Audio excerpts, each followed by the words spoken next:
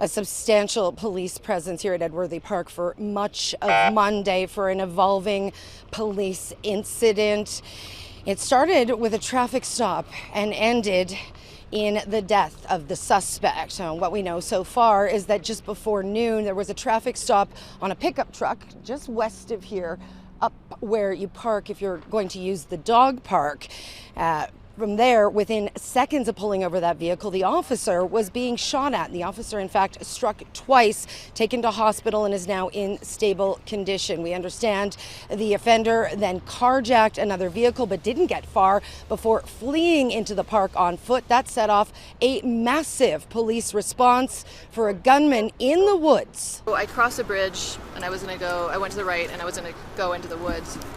And the helicopter started kind of going right over me, like just basically circling me, and I was like, okay, I have this feeling they're telling me not to go in the woods, so I circled back, and as soon as I came around the corner, there's about 3 cops behind the kind of cement pillar by the train tracks, and the 2 of them screamed at me, run, and I'm like, oh my god, so we started sprinting, and they said, get behind your car, and I'm like, okay, get in your car, my car's not there, so we ran and then ducked behind the cars, and then they're shooting, and so we kept moving behind car just to kind of get farther back, and then we were watching because I didn't really want to know if they came back, and so I saw them advancing down the rail. Well, no, actually, they were going to the right, advancing. They were shooting. There's someone shooting back at them, and so we started to go up the hill, thinking that would be safer, and then someone shot back down us.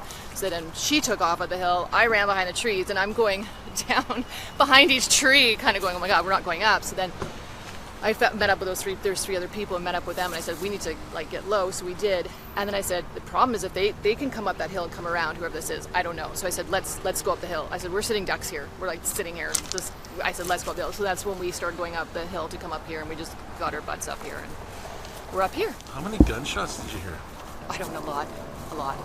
There was at least 3 when I was running this way, and they were firing probably 3 or 4, and then at that time I just started thinking we just gotta get out of here, and I don't remember, to be honest. Then they just started going down the railway tracks that left. So did you see the police officers shooting you? Oh yeah, all the way down the right, and then they started running all the way down the left, and they threw the things out, and they screaming at us to get in our cars, and we're like, we don't have cars. I live that way. So they're like, okay, and I'm like, okay. So yeah, I mean, they handled it great, but it was just very scary to be right in the middle of it. Police watchdog ASIRT is now investigating. That's standard anytime police officers discharge a firearm that results in serious injury or death. But in this case, it's believed the suspect took his own life. It's not confirmed at this point whether any of the officer bullets actually struck the assailant. The investigation by ASIRT into this shooting continues alongside the investigation by Calgary Police Service into the conduct of the suspect. Alyssa Carpenter, Global News.